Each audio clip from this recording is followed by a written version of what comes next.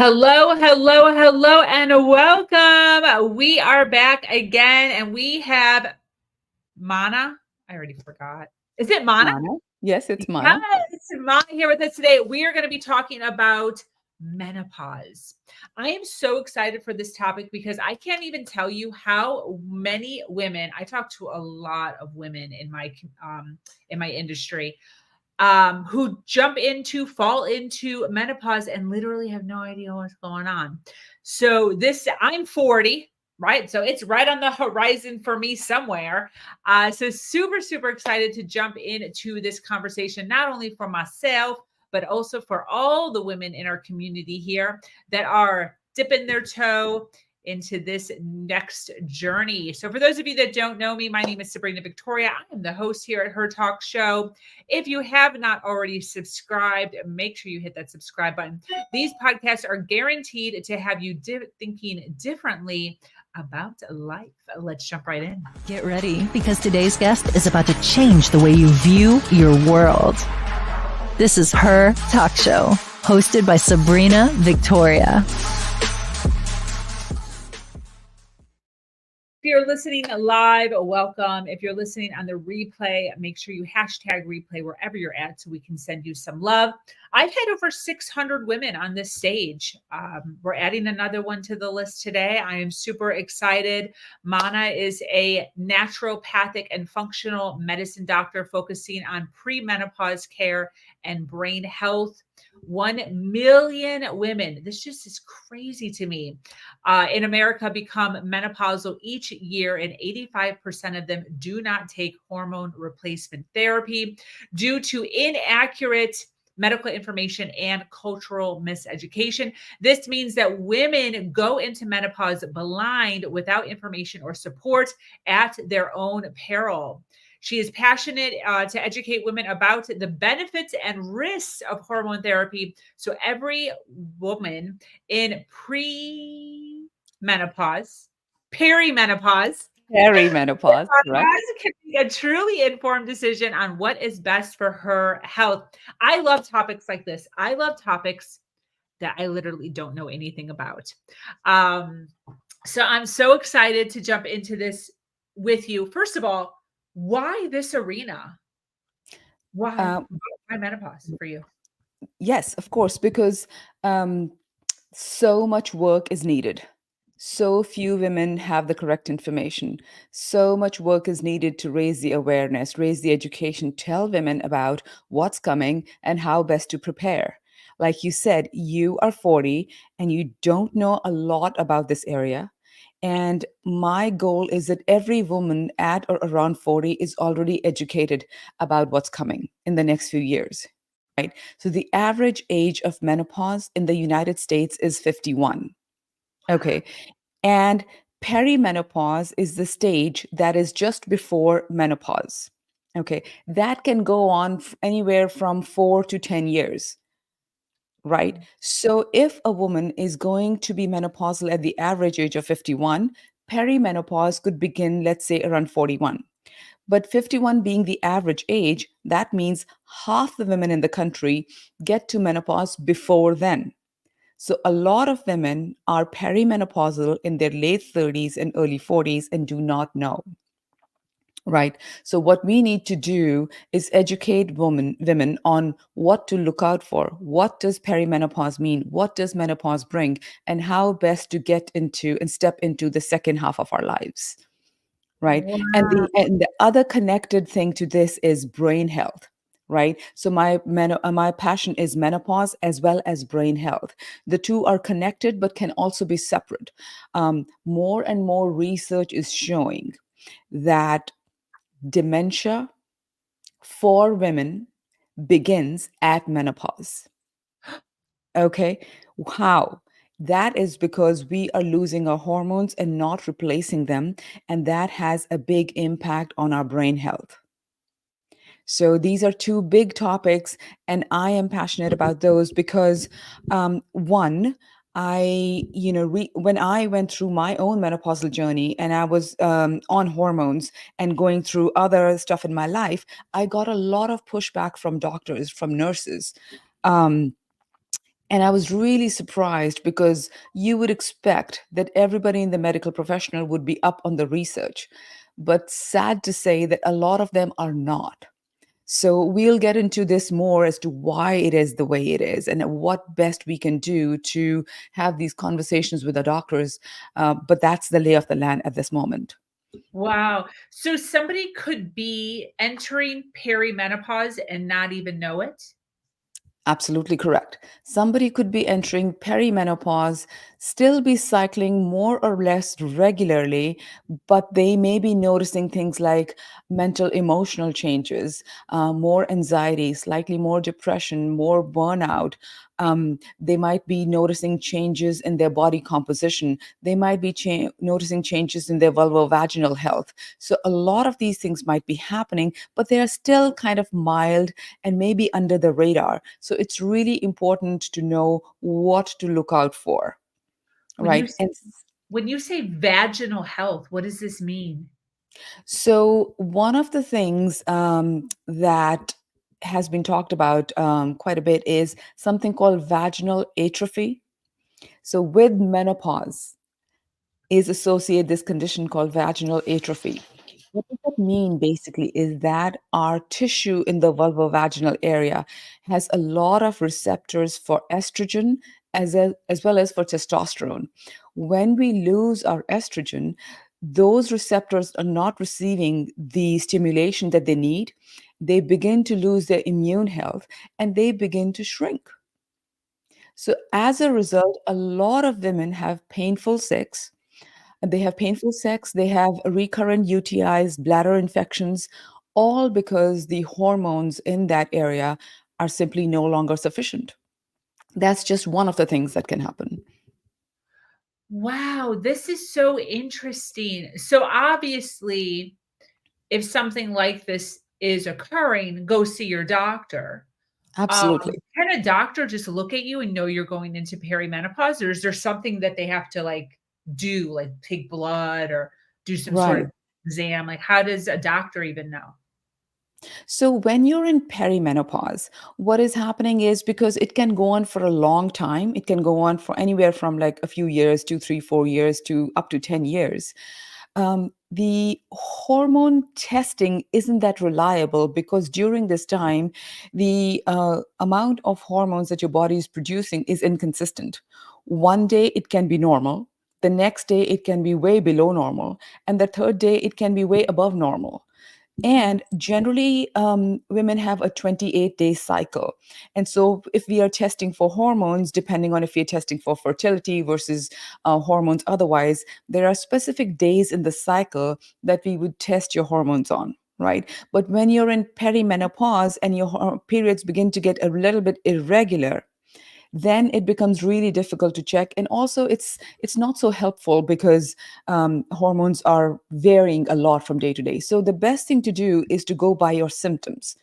An educated doctor will take an inventory of your symptoms and assess which ones of those might be related to perimenopause and menopause, which is why it's really important to go to a menopause literate practitioner. Not every doctor is up to speed on what they need to be looking out for. Wow. So what is an age that what is an age that a woman should start Mhm. to look into finding one of these specialty doctors? Definitely in your 40s. By the time you get to your your early 40s, you should be looking out for a practitioner that's going to be a long term support for you. Wow. Okay. And many times, what will happen is that a woman in early 40s will still be cycling regularly, but you may be noticing other things like, as I mentioned, mood changes, body composition changes.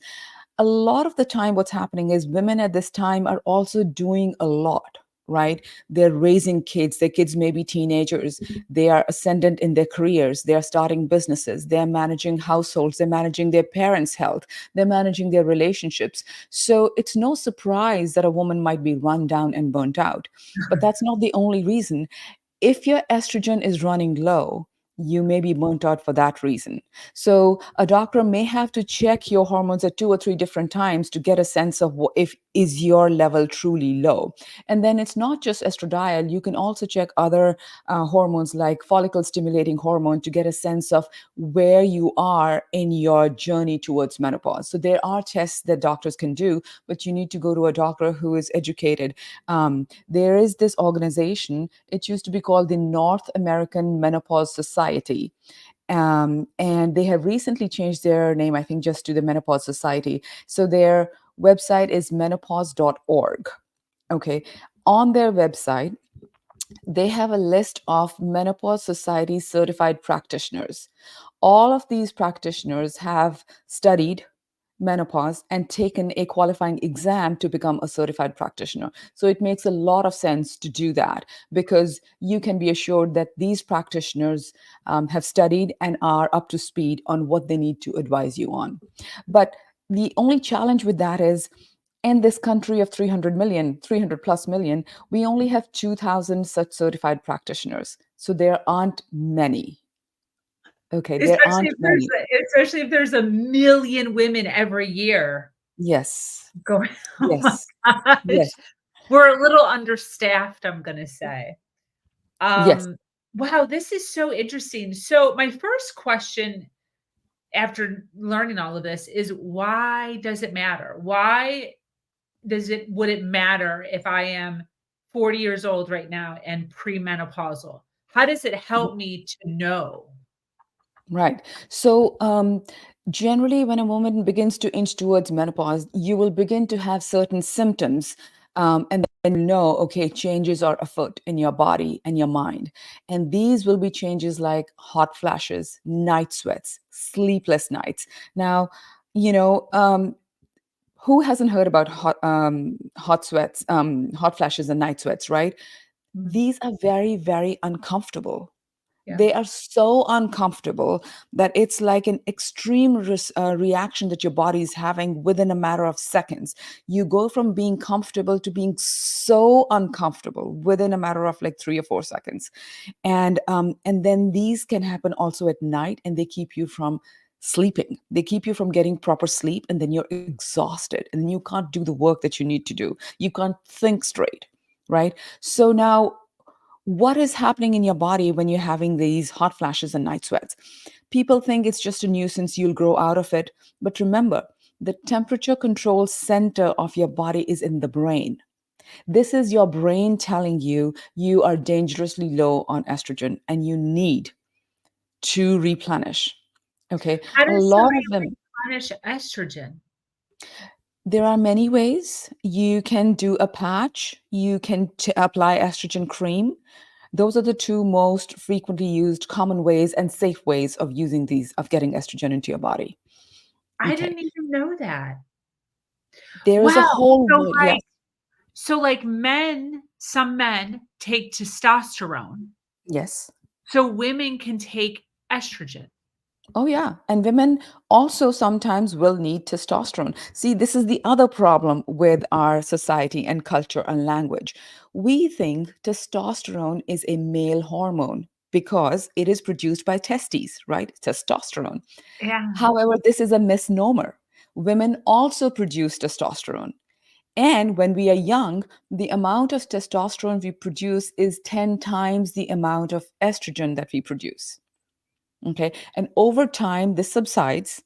And testosterone being produced by our adrenal glands, we don't see a steep decline in that as we do with estrogen and progesterone, because those are produced by ovaries, and midlife, they come to a complete standstill. They are no longer producing hormones, right? So, what I do with the women that I work with is we see where they're at, right? We test their levels, blood levels, if indicated. And then we start them on estrogen and progesterone. And we take about 3 to 6 months to make sure their levels are optimized. And the balance between estrogen and progesterone is ideal. And this can vary from person to person. Some women will need a certain X level, some women will need a Y level. It all depends from person to person, right? After 3 to 6 months, very often we'll end up adding testosterone to a woman's hormone regime. Okay, and this can have a lot of benefits, not just for your libido, although that is one important area, but also for energy, for strength, for muscle building, for just general enjoyment and enthusiasm in life. So we need to move away from thinking that testosterone is strictly a male hormone. Wow, this is so interesting. I want to ask a personal question. So I kind of joke every once in a while with, I don't know, my mom, close friends about how I feel as if I have more testosterone in my body right now, or it's gotten to be more. Because probably in my 30s, I had maybe like two chin hairs. Mhm. And now that I'm in my 40s, I have like maybe 15 chin hairs. Mhm. Does that have to do with testosterone or is that just part of being older? It can. It can also be that your other hormones are beginning to reduce. And so the relative balance of the two hormones is changing. So a lot of women, pretty much every woman will notice chin hairs, and Really? hair. Yeah. So as you go further and further into your, early 40s and mid 40s and late 40s, you will notice changes in your body that you're like, this is not normal. This, Does I that did mean not I have might this be getting before. more chin hairs? It may happen. Oh my god. I'm getting so irritated with the hairs. Yeah. Yes, it varies from person to person. Generally, it's not like, I wouldn't say that you like to go to like 100, but it may go from 15 to 20 to 30. Like, it's a small incremental increase and it'll probably stabilize at some point. It's not like a continuous growth all the time. So, yeah, so that is something to contend with. Shannon says she has chin hairs too, so we're in the chin Yep. hair club. Yep. Wow, this is so interesting. Okay, so perimenopausal, start to look into getting a specialty doctor mid 40s. Yes. Uh, you can freaking get estrogen, Yep. obviously, with your doctor. That's Mhm. crazy to me. So, how does somebody know, or what are the signs when you're going from perimenopausal into actual full blown menopause? Everyone knows hot Yes. flashes. Yes, everyone knows hot flashes, and there are many more symptoms, and I want to talk about a few more of those, just so Yeah. everybody's more educated. So what we need to know is that every cell in our body, pretty much every cell in our body, has estrogen receptors, which means that our body needs estrogen to function properly, right? During perimenopause and menopause, these levels are reducing, right? So if we ignore or if we say, I'll get over the hot flashes or other symptoms at some point, women didn't always use hormones. Why do I need to use them now? Or the other thing, like it's not normal, not natural. So all of these things we can talk about. Um, but if we are not replenishing estrogen in our body, what we are asking our body to do is function properly without a most critical hormone for women. Estrogen is our master regulator, and not just for our sex lives, not just for reproduction. It's a master regulator in our brain, right? So, what happens is at menopause, what it is basically is just the end of a woman's reproductive years, right? It can happen in your late 40s or early 50s. And this is a time of profound hormonal, physiological, physiological and metabolic changes in the body, right? So, other than hot flashes and night sweats, what else can we expect during this time? In the nervous system, we can expect mood changes, right? You can become very irritable, you can have high anxiety, you can have sleep disturbances, right? And this can have downstream effects on all parts of your life. You can expect changes in your metabolism. Weight gain is a common one. Changes in your skin, hair, nails is a common one. You can notice changes in your digestive system. You can begin to get bloated. You can have gastrointestinal upsets. You can have changes in appetite. You can have chronic constipation, a very common complaint. Wow. One thing we already talked about, vaginal and urinary tract changes. What happens is the tissue in this area loses elasticity and moisture, leads to vaginal dryness, discomfort, and painful sex. Of course, also increases risk of UTIs, as we talked about before. It also has impact on your musculoskeletal system, right? Estrogen plays a very critical role in our bone remodeling. If we don't have estrogen on board, we experience faster bone loss. Okay, we also experience muscle loss. And finally, last but not least, changes to our heart health. A decrease in estrogen leads to stiffening of artery walls, elevating the risk of heart disease. Now, what most women don't know, and it's really important for us to know, is that most women, more women die of heart disease than men.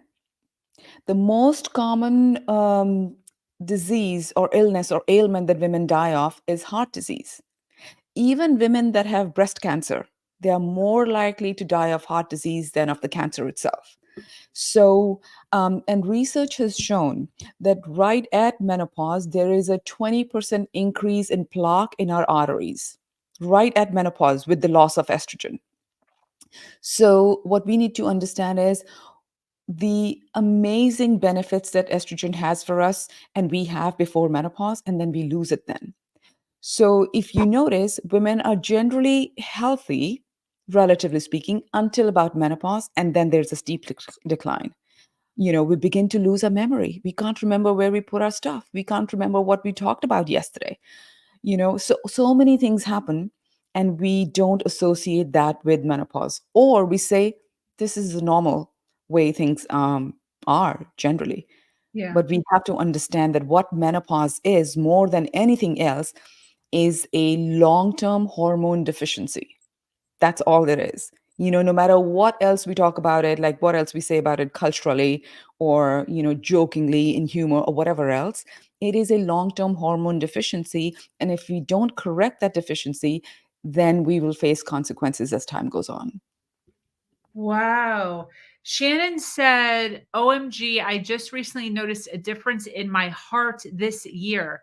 Shannon, what does that mean? A difference in your heart? Time to get a menopausal doctor. Yes. So it's really pertinent what Shannon is saying is that a lot of women in their 40s and 50s will begin to feel palpitations. Okay. They'll begin to feel palpitations. They'll be out of breath.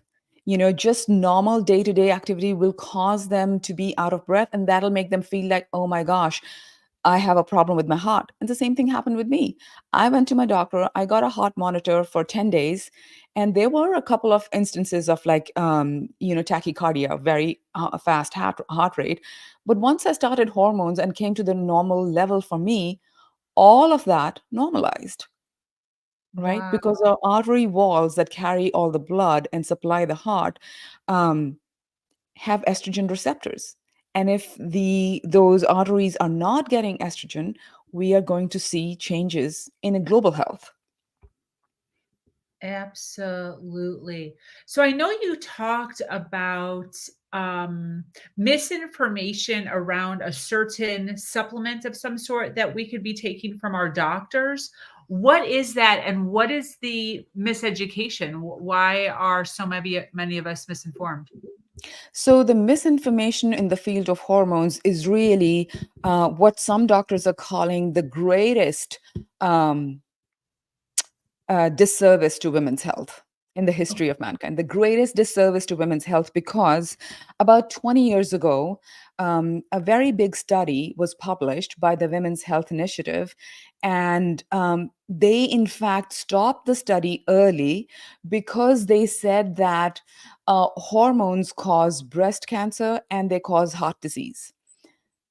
And of course, this is going to make everybody stop and take a pause. And the women that were taking hormones, all of that was discontinued. And in the last 20 years, the same organization has walked back every piece of alarming information that they put out in 2002 and 2003. Okay, they have walked it back saying it does not cause the right form of estrogen, the right form of progesterone does not increase your risk of breast cancer and heart disease. If anything, it is protective. But the problem is the misinformation was put out with so much fanfare And all the walking back of the incorrect information has not happened with a fraction of that fanfare. Oh, So much so that a lot of doctors are still getting their information from the big study that was published 20 years ago and not from the smaller corrections that have been made over the years. wow. So that some doctors are really working diligently to correct this injustice to women's health, right? And so the Biden administration said in November that we need new guidelines for midlife women's health, especially for menopause. And so we are waiting for new guidance, and we are hoping that it will be announced with the same kind of fanfare that the misinformation was announced 20 years ago. So Wow. now when you go to, let's say you have breast cancer, right? This is the biggest scare in the world about hormones. Oh my gosh, what if I get breast cancer? Or that I have a family history of breast cancer, or that I have a personal history of breast cancer. And somehow hormones are going to make it worse. It's very important to know that there is clear research which shows that hormones, if you're on hormone replacement therapy, your risk of getting breast cancer is 23% lower than women who are not on hormones. That's one thing. Okay. The second is if you do end up getting breast cancer, your prognosis is 40% better than women that are not on hormones. Right. Wow. So, do you see how conflicting, exactly conflicting this information is, and how can there not be misinformation? Yeah. Right. Wow. So, so that's one thing, right? That misinformation is one thing. And then on the other hand, there is this whole cultural issue around it, a sociological issue, right? Things like my mother never took hormones and she was fine, right? Yep. So there is a small subset of women that appear to do just fine without hormones, but that's a really small subset. 85% of women have moderate to severe symptoms of one sort or another. Okay. About 17% have mild symptoms, and 3% appear to have no symptoms, and they appear to do fine. But most of us need this help. Most of us need this help, right? But so there is one thing like, this is not natural. Hormones are not natural. Why Yeah. should I put anything unnatural in my body? It's like, you know, the thing that we have to understand is what is natural today, right? Airplane travel is new. It wasn't there 150 years ago. We use airplanes all the time. Toxins are in the air, chemical toxins, environmental toxins, mold toxins, heavy metals. All this stuff is in the air. It's not natural. We are living in a very synthetic, unnatural world. And finally, our life expectancy wasn't 80 or 90 years until about 100 or 200 years ago, right? We were living up to 50, maybe, and then we would die. So we Yeah. didn't really have this, we couldn't observe what would be the impact of reduced hormones on a female's life. Yeah. Now we know, today we know how many women suffer in their 40s and 50s and 60s, how many women are put on antidepressants instead of hormones, which is what they need. How many women, yes, are put on statins instead of hormones, which is what they need, right? So it's like, I don't know if there is any area of health which has had a bigger disservice done to it than women's health, right? A lot of women in their 40s, 50s, and 60s are suffering because their brains aren't working as well as before, but they dare not raise this issue because they're waiting for the next promotion. They're working twice as hard as other people in those positions. And then we are wondering, why are women burnt out? Why are women, so on the edge of their health and mental, emotional health and all that stuff?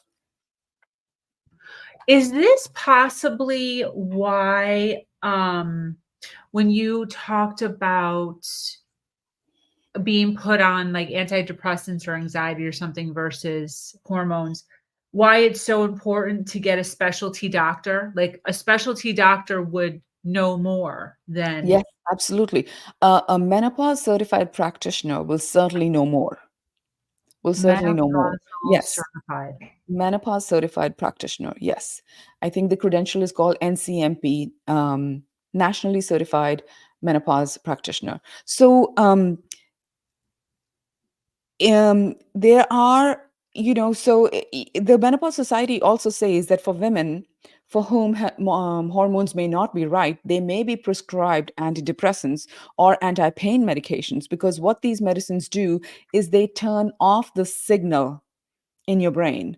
They stop the alarm, right? It's not like they correct the underlying imbalance or deficiency, but they stop the alarm from ringing. So you may have fewer hot flashes than before, right? But it's doing nothing to help your bones or your heart or your brain. So they're not giving you the help that your body needs, but they'll stop the alarm from ringing. So you are no longer saying that, oh, I have discomfort due to XYZ reasons. Very, very interesting. So appreciate all of this. Do all women, so from what you said, as far as women who show signs and women who don't, so there are women who maybe don't get hot flashes? There are a very few lucky women that don't. Very Wow. few. Yeah. Yeah. In fact, I was very surprised. There is this amazing book for any of your listeners who really want to get into the research. It's called Estrogen Matters. Okay. And this is written by Dr. Avram Blooming, who is an oncologist, and by Dr. Carol Tarvis, who is a psychologist. And she is such a brilliant woman and has written many, many good books. Um, and she shares her story, how she came to write this book with Dr. Blooming. And she says she didn't have any symptoms of menopause. And she used to kind of be dismissive of women who talked about menopausal symptoms, right? And it's only when she started working with Dr. Blooming and delved into the research and realized that she was one of the very few lucky ones. Most women do not have this kind of luck, and we end up going through all these various symptoms. So yes, there are women who don't have these symptoms, but there's very few. Wow. That is so interesting. And it would be So really interesting to do some research on, comparing blood work of these women with the other women that do suffer from menopausal symptoms, and kind of see what is the difference, what can we get to, like what makes them unique. But the research in this area is still not enough. We need a ton more research, ton more funding, ton more interest to do the research in this area. wow. Yeah, I'm definitely interested. I feel like it's on its way as more and more women start stepping into their power and their expertise. I feel like it's well on its way. We're starting to step up. I want you to talk a little bit about. You have talked about menopause being related, not related, but kind of like another way of looking at it as metamorphosis. Yes, yes. Yes, Thank you for talk bringing about that up. Yes, yes, yes. This is my passion, to redefine menopause as metamorphosis. I find that, along with words like testosterone that have done a disservice, right? I feel that the word menopause has gathered so much cultural baggage that forget about having an open conversation where the audience is men and women. When it is just women, even they don't want to talk about menopause. It's so surprising to me. Like, all the at any of the meetings I attend, any of the networking events, any of the associations that I go to, wherever I talk about menopause and brain health, there is silence after I use the word menopause, even from women. And I'm like, wow, this is so amazing. And most of those women are menopausal, newly menopausal, or have been in menopause for a while. And it just makes me wonder, how come we didn't talk about it? Are we all sorted? Are we good? Are we in balance? Have we taken stock of what we need to? Have we addressed the challenges? And my suspicion is that we haven't, but we don't want to talk about it.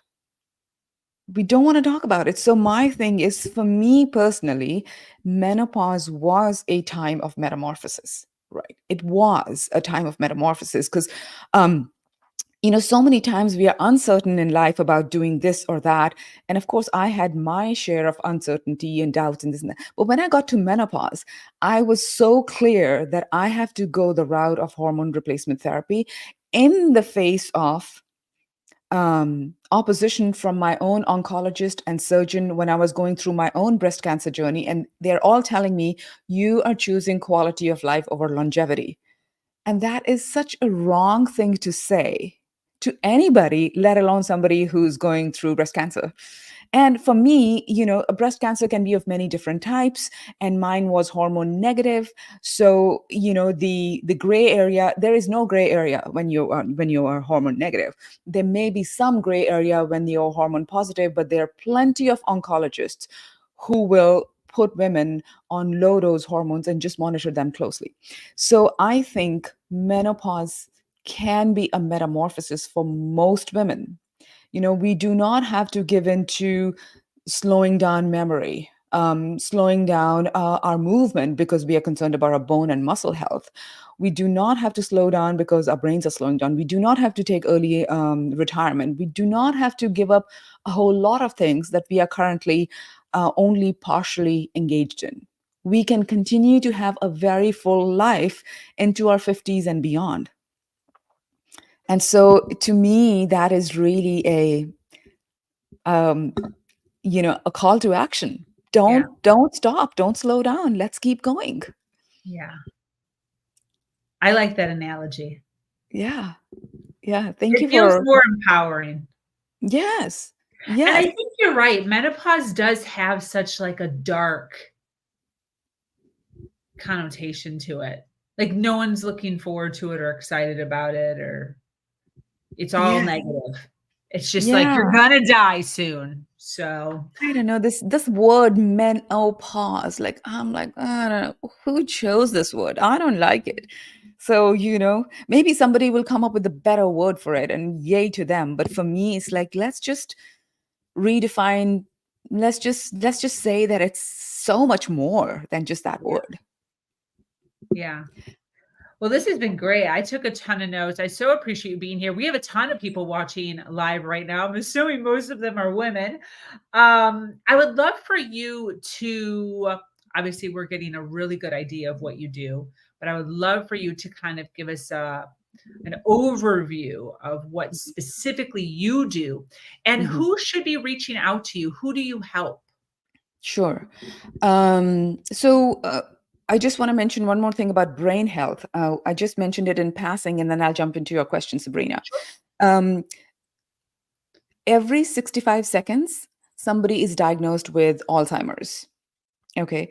And 2 out of 3 people diagnosed with Alzheimer's are women.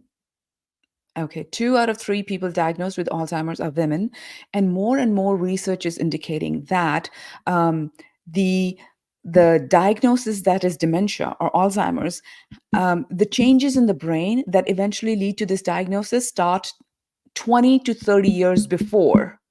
Okay, so now most people end up, unless it's early onset dementia, right? In which case you can be diagnosed in your 40s and 50s. If it's dementia, mostly people are diagnosed in their 70s, late 60s, early 70s. So if you subtract 20 years, 20 to 30 years, changes are happening in the brain in your 40s and 50s.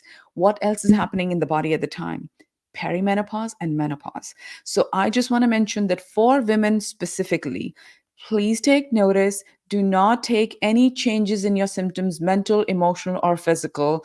Do not take them casually. Do not think this is just part of perimenopause and menopause. Take action today, because there is a lot that can be done to prevent dementia. Okay, that's my other passion. One is menopause, and the other one is to prevent dementia. Okay, so now coming to how do I work with people and who do I help, right? Generally, people reach out to me when they already have symptoms of menopause.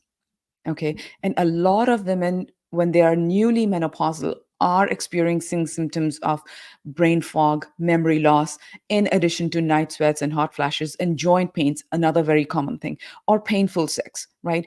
So a lot of women in their 50s reach out to me and I see them, and and what I am trying to do is get to women faster, get to women in their 40s, so they're not going any time without a stretch where they don't have hormones on board. Because now we know that when you go 3 months without a period, right, that is the fastest rate of bone loss. Okay, so in perimenopause, what will happen is you will begin to go longer and longer without periods. Sometimes your periods will be within, like, you'll have 2 periods in a month, and sometimes you'll go 3, 4 months without a period. Okay, it's important to know that the very fast bone loss begins to happen very early on. So we need to be educated and be on the lookout for symptoms so that we can take action. So I am trying to reach women in their 40s, in addition to the women who are reaching out to me in their 50s and 60s. Now, what I do with them is depending on where the woman is and how proactive she wants to be with her health. Right? This is the other thing we need to talk about is proactive health instead of reactive treatments. Right? How do we take care of our health proactively? We know what to look out for. At the first sign of something, we take action, right? So what I do is I have a couple of signature programs, one for brain health and one for menopause, where I do a 360-degree review of women's health. Not only am I doing their blood labs and looking at overall health, their inflammation, their heart health, brain health, and various body parts, but also a lot of functional labs where we're doing some urine testing and stool testing to see where are potential issues coming from, right? Because if you have gut dysbiosis, right? If you have an autoimmune illness, right? If you have any of these other things, the body is one complete closed system. We have to work to kind of see what things might be not working properly, so we have a pretty good idea of what to look for. So it's a pretty good exhaustive overview of your whole health in addition to your symptoms. Okay, so we take all of that into account, and then I work with them over a period of months, working through each system, and kind of saying, okay, in your case, labs show us these issues. Let's say these 3 or 4 issues have been highlighted. So we start with one and create a hierarchy. What is the first thing to work on? We work on that for the first few months. What is the second thing to work on? What is the third thing to work on? And by the time we finish, you're in a pretty good state of health. And if all the work isn't finished, then I tell them, okay, this is the work to continue and keep touching base with me so we can fine tune as time goes on. Wow. Beautiful. That's great. Where can people find you? Social media, websites, Yes. where can they get more information? Sure. So my website is arunamed.com. Just arunamed, arunamed.com. And you can reach me there. My email address is listed, just hello@arunamed.com. All my social media is also listed on my website. So I am on Instagram. I am a little bit on Twitter, not so much, but I do have an account and you can reach me from there. I'm on Facebook and LinkedIn. So it's really easy to find me. And I would love to get any questions if your audience has. I'd love to answer questions and do my best to do what I can to alleviate this lack of information in this area. Beautiful. Beautiful. Well, this has been an absolute delight. I so appreciate you being here, hanging out, sharing some amazing insight and value to not only myself, but also the community.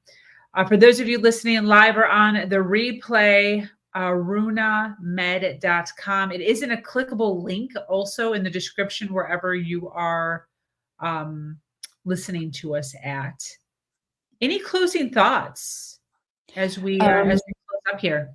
Yes. So, two things. One is remember that menopause, no matter what we talk about, whether we like the word or not, it is simply a long-term deficiency of hormones. It's simply a long term deficiency of hormones. If your thyroid gland isn't producing thyroid hormone, you would take thyroid hormone externally. You would take a tablet. If for some reason your body wasn't producing insulin, you would take insulin because your body cannot work without it. Now we know at menopause, our body stops producing certain hormones. It is simply a matter of replenishing those hormones. So, if you feel uncomfortable, uneasy, need more information, there are a lot of resources online, myself, many other doctors, practitioners, a lot of good books. Get your information, but do not let this slide. This is too important to just let it slide and hope for the best. Do not do that. Are there any alternative vitamins or supplements that women in premenopausal should be looking into since our Yes. body is kind of depleting? Sure. So, one of the best things that you can do is eat a lot of cruciferous vegetables, a lot of broccoli, Brussels sprouts, things like that. Those have estrogen like compounds. Um, and then, depending on what your symptoms are, there are some natural supplements. There are things like maca, there are things like for progesterone, also, there are other supplements. So, depending on your need, you may start supplementing with those. I have found it's again varies a lot from person to person. For some people, these compounds can be very beneficial, and for others, they don't tend to do a lot. The best thing to do is to take care of the foundations of health, which is get your sleep. Get Mm. your full 8 hours of sleep. And also, very important for us to know, the most deep sleep is had when you go to bed closer to 10 and not later at night. Oh, wow. Later at night, you go to bed, your chances of getting deep sleep reduce. And that is the most restorative part of your sleep. Okay. So, you know how we love to catch up on stuff at night when everybody's in bed and we have time to ourselves? Yeah. We need to figure out how to create time for ourselves during the other time before 10 p.m. Because between 10 p.m. and midnight or 1 o'clock is the window when we would get the most restorative sleep. So get Wow. your sleep, eat right, eat right for your longevity, eat right for your health, drink a lot of good clean water, Yeah. do things like sauna that take toxins out of your body. These are general things that anybody can do. And everybody should make time to do at least some of these and try and build it into your life one by one. Beautiful.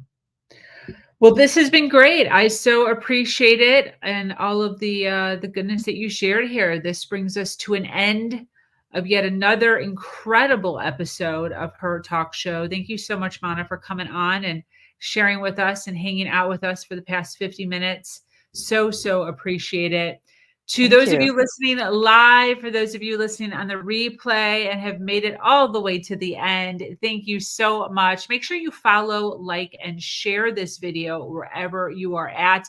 This is the type of information that we talk about here within Her Nation, making sure that we're constantly uplifting each other and constantly educating each other on the things that actually